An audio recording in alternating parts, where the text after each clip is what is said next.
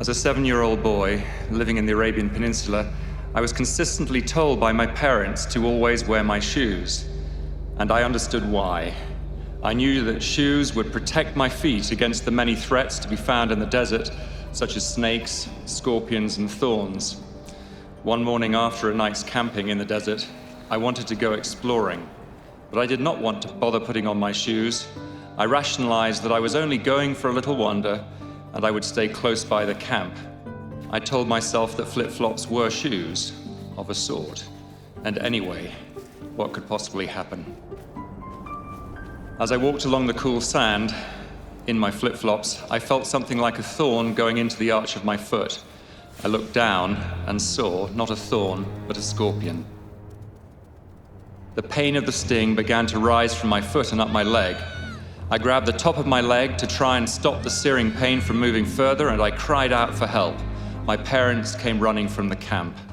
I sobbed while my parents loaded me into a car and set off across the desert towards the nearest hospital, which was over 2 hours away.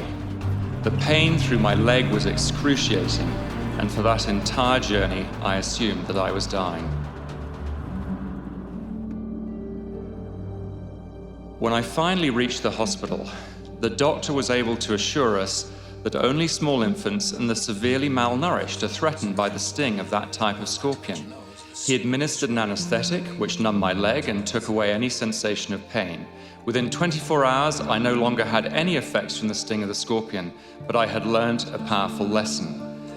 I had known that when my parents told me to wear shoes, they did not mean flip-flops. But that morning in the desert, I disregarded what I knew to be right. I ignored what my parents had repeatedly taught me.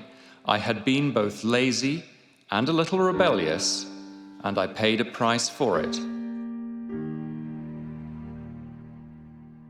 Disregarding what we know to be right, whether through laziness or rebelliousness, always brings undesirable and spiritually damaging consequences.